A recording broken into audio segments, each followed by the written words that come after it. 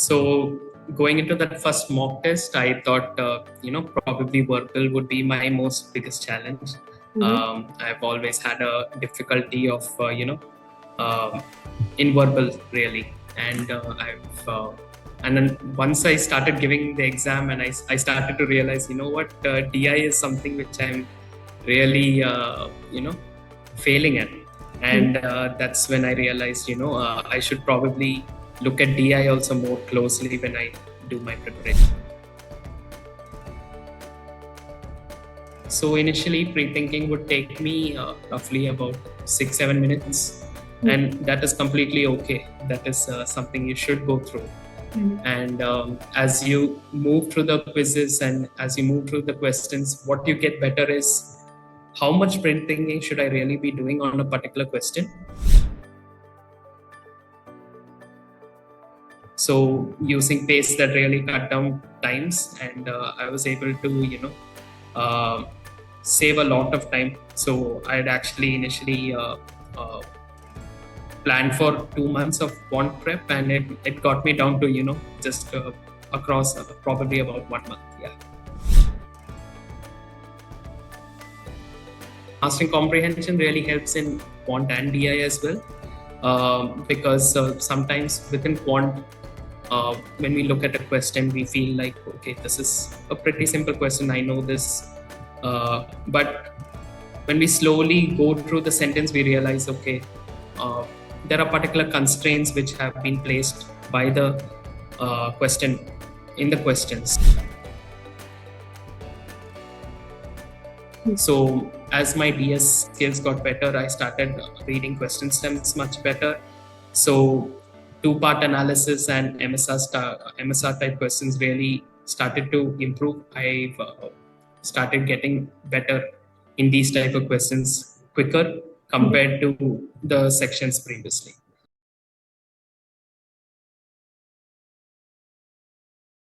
Congratulations, Benoy, on the amazing 675 score, 170 points up from your initial 505 with a massive 17-point improvement in DI to an 81. Congrats. How do you feel? Yeah, I feel really excited, really happy that, I could get this done in, probably one attempt. And, yeah, very excited is probably the key taking from this emotion which I'm having here. As you should be. You should be extremely excited and very, very proud. Now, I've been your mentor, so I know you a little bit better. But for the folks out there who are meeting you for the first time, could you tell us a little bit about yourself? Yeah, sure. So as mentioned, my name is Benoy, and I have worked in the analytics industry for roughly 3 years. And I've dealt with multiple clients, across US and across the Middle East as well. And a couple of types of clients, probably I've worked in the retail industry, I've worked in the supply chain industry, I've worked in the learning industry. So yeah, so that's a short and sweet introduction about me. Short and sweet. I like it. Now, like you mentioned, this was your first GMAT attempt. You did it all with us at eGMAT, and you've done, quite frankly, a brilliant job across the board. You improved from a 505 with a V87, a V79, Q80, and a D64, all the way up to a V84, Q86, and D81. So that's a massive improvement across the board, right? Going in to your first mock test, that 505, what did you think your biggest challenge would be, and what did the biggest challenge end up being? So going into that first mock test, I thought, probably verbal would be my most biggest challenge. I've always had a difficulty of, in verbal really. And and then once I started giving the exam and I started to realize, DI is something which I'm really, failing at. And that's when I realized, I should probably look at DI also more closely when I do my preparation. Got it. But you improved massively across the board in DI. And while it's your biggest challenge, you very strategically kept DI till the end of your preparation, right? Yes, yes. So the idea was DI was a combination of verbal and quant. Mhm. So getting stronger in these two things would probably ensure that my DI would also start to get better. So that's why I kept it for the end, really. Got it. That makes a lot of sense.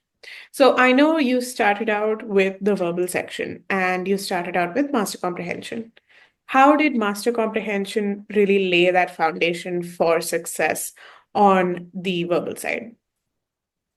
So what master comprehension really teaches us is that how to comprehend large sentences, large passages, um, efficiently, quickly, and so that's what it really teaches us. Within master comprehension, if I talk about particular strategies, really, one, for example, is using pause points, and when we use pause points, we are able to um, get an idea of what sentence one is connected, how sentence one is connected to whatever has been previously talked about by the author, Mhm. and how sentence one, for example, even compares, or what kind of context is really brought out when comparing one sentence with the next sentence.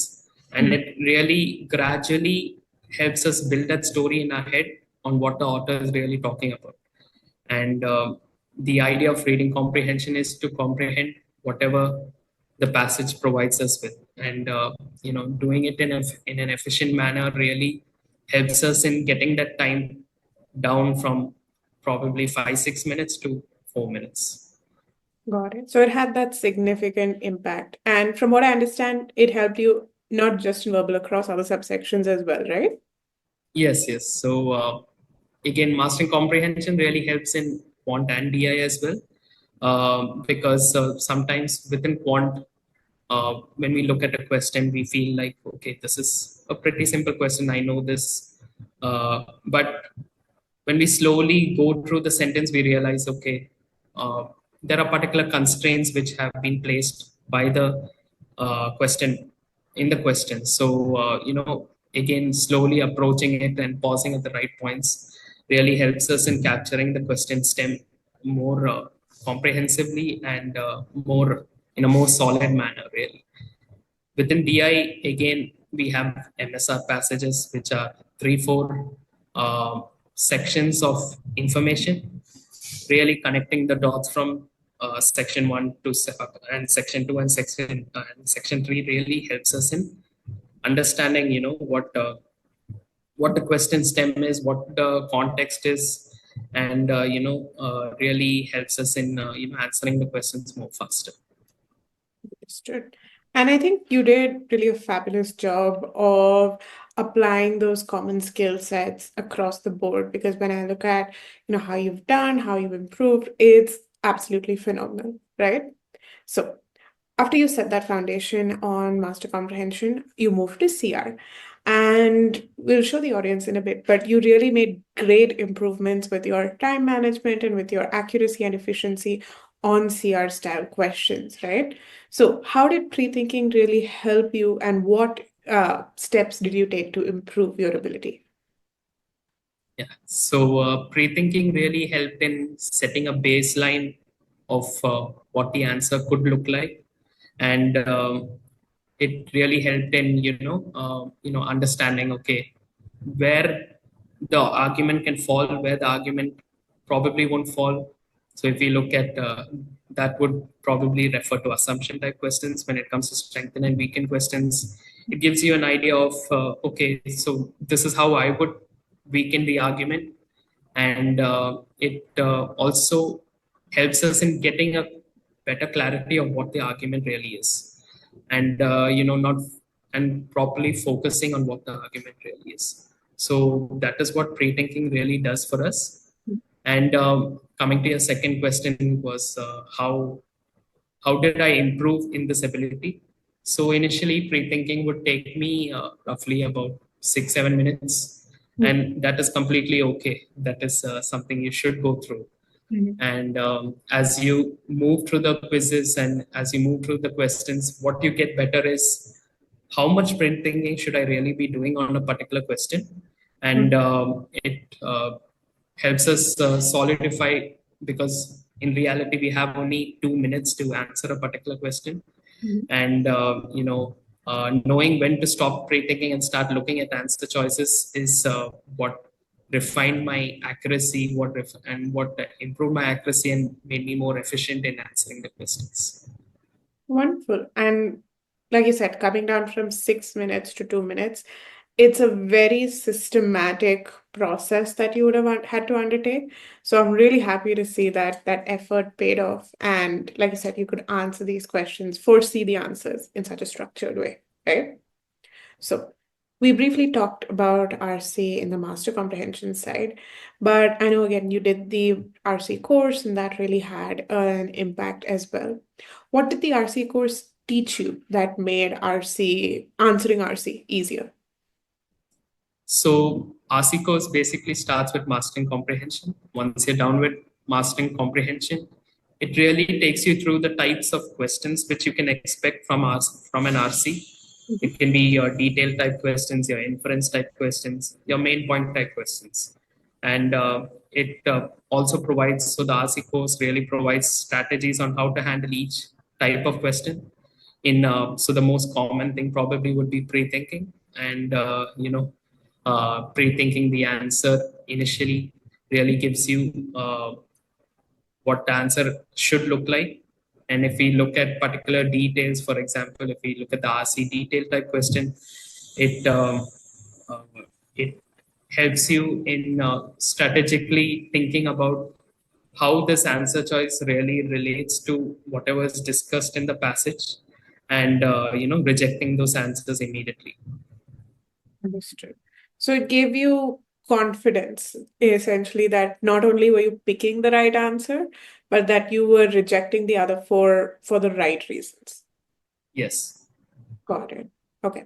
So in this way, we worked through verbal, which, like you said, you was one of your bigger challenges. And I think the thing that stands out the most is that at every point, you were extremely logical and systematic in how you approached tackling a particular problem, like you said, where you got 170-point improvement overall.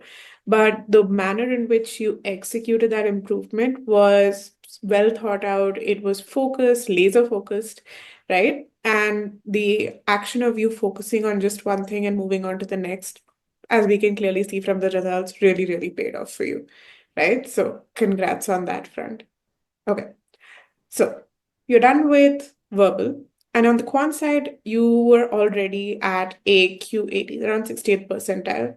And because you were starting out at that higher percentile, you saved close to about 45 hours in prep time on the quant course. How did you do that? So what eGMAT really provides you is a course called PACE. Using PACE, what we can do is we can probably assess where we stand today on a particular topic, and focus on what our weak points really are. Mhm. So if we look at PACE, how it is executed is, firstly you'll be given a diagnostic quiz. Mhm. Post a diagnostic quiz, and what this diagnostic quiz really contains is all the kinds of types of questions which can appear for a particular section. So if you don't answer a particular question correctly, it suggests like, okay, this is what you should be really looking at, and spending more time in getting your fundamentals right and executions right. So using pace, that really cut down times, and I was able to uh, save a lot of time. So I'd actually initially planned for 2 months of quant prep, and it got me down to just across probably about 1 month. Yeah.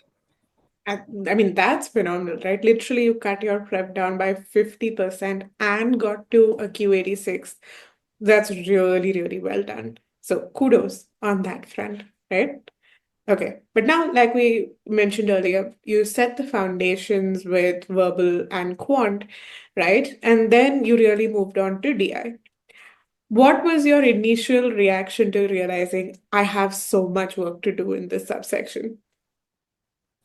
So, so when it comes to DI, really, I found like DS. So when I looked at my first mock results and all that, I found like DS and MSR, and it was across the sections I was not doing very well. And I thought like, okay, so how am I going to get this down? Where do I start? And so what eGMAT had already structured that plan for me. So firstly, we went through what data sufficiency was, and then we went through, getting down our fundamentals and execution techniques for GI and TA type questions, and then finally looking at two-part analysis and MSR questions. So the way everything was structured was, uh,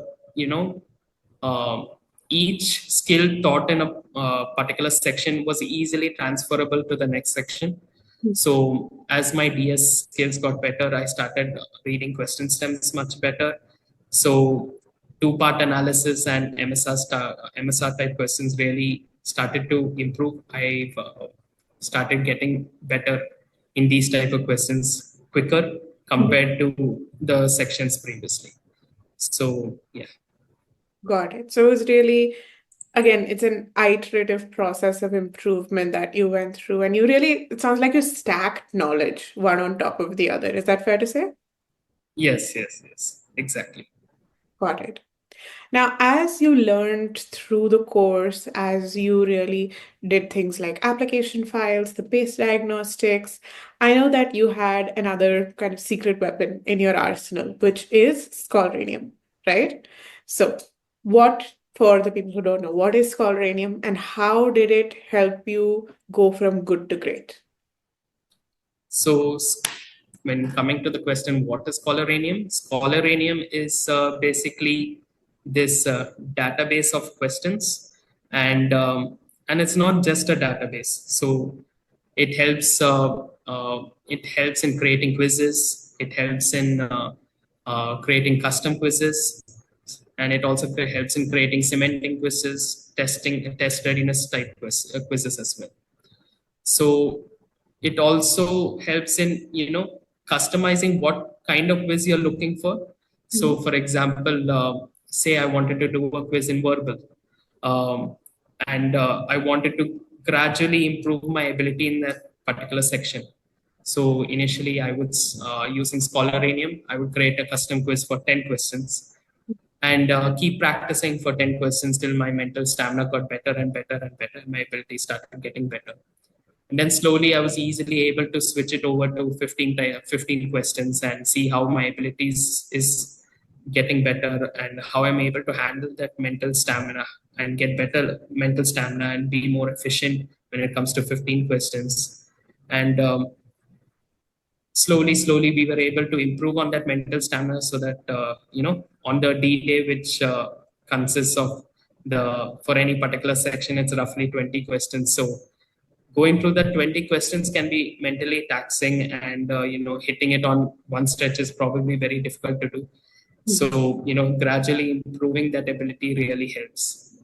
Another thing is, you can easily switch what kind of timing you're looking for, whether it be a standard timing or a relaxed timing. So initially, someone, or for example, taking me as an example, I found it difficult to do things within 2 minutes, and it was taking me roughly 3 minutes, 4 minutes. And Scholaranium really helps in setting these timing limits as well. This way, what we can do is we can focus on accuracy rather than time. And once we are down with accuracy, we can slowly improve our timing, and we can start to see really trends in the type of questions and trends in the kind of answers choices which GMAT is starting to give us. Got it. So this is how Scholaranium really helped me. Right. And again, what I want to point out here, both to you and to our viewers, is again, you didn't go into Scholaranium or into practice thinking, okay, I've done the coursework now, it's just sectional mock after sectional mock, or let me practice 30 questions at a time. No, you started small, you gave yourself that space to improve. And because you didn't push yourself to be at 100% from day one, you really said, okay, let's get to 30%, let's get to 50%, 75, 100. Because you were able to do that, you were able to improve at a pace wherein you could find that sustainable. And you also were able to, I'm sure, weed out any mistakes and prevent avoidable mistakes as you went into those larger and larger practices, right? Yes, yes, exactly. It's a very good short summary of what I had mentioned. Yeah. It's all your work. I'm just here to put the pieces together, right? But yeah, so you'd practiced, you'd learned, you had a strong foundation. And then towards the end of prep, that's when we really fell into that mock phase. And I know that you honed your section order with a very clear, particular logic, which I found very, very interesting. Can you elaborate on the section order you chose and why that was most effective for you? So the section order I went with was starting off with Quant, Mhm. then moving on to DI, then taking a 10-minute break, and then doing verbal. So I had actually planned for how I would attempt each mock. So beginning, I had set like, okay, at 11:30 to 2 hours. So 11:30 to 2 o'clock is the exam, and I had taken my mocks during this time every day, and I tried various iterations of different sectional order. For example, on one mock I had taken um, verbal quant, then DI. Then on another mock I would take verbal DI quant, and through these various iterations I found like I was doing my best when I took the sectional order quant, DI, and then verbal. uh, then I started to build out a reasoning really on why this particular order really worked for me. And I found like, okay, so quant was a section which I was already good at, and it would really help me boost my confidence.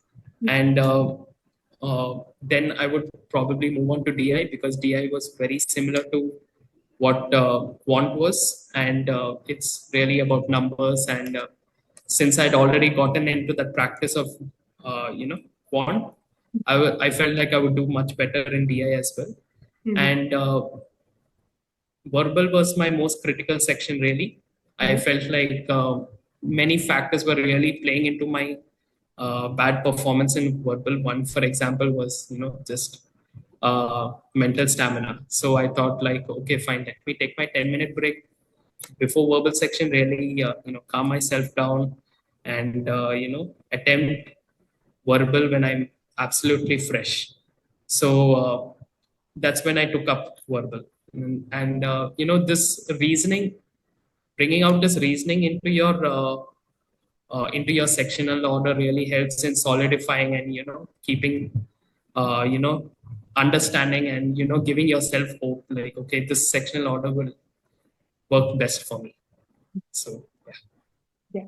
I like the way that you said that. It gives you hope because you like set goals for yourself for every section, and you had very crystal clear reasoning as to, okay, this is why this is first, this is why this is second. And like you said, you started out with quant, which was your strongest section. You'd always known you were going to do well. So that gave you that boost as to, okay, I can take on the rest of this exam, no problem, right? So given this solid reasoning, how many mocks did you really take? I'd taken 10 mocks, four on the using the X Sigma mocks, Mhm. which eGMAT provides, and five, no, sorry, six on six official mocks I had taken.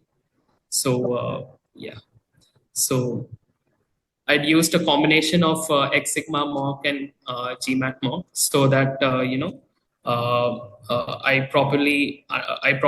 properly can understand what is the mock environment going to look like, what the exam environment is going to look like, and be more prepared for when a difficult paper says is given to us. And using like this combination of mocks, I was able to you know uh, get better emotionally, in terms of execution, in terms of mental stamina. So all these things really helped out when I took these mocks. Wonderful. So you were very well prepared, 10 marks under your belt. You'd refined, you'd honed, you'd practiced not just your test taking order, but also your mental state of mind. So on test day, when you went in, what was that mental state? And was it just, a process of repetition for success?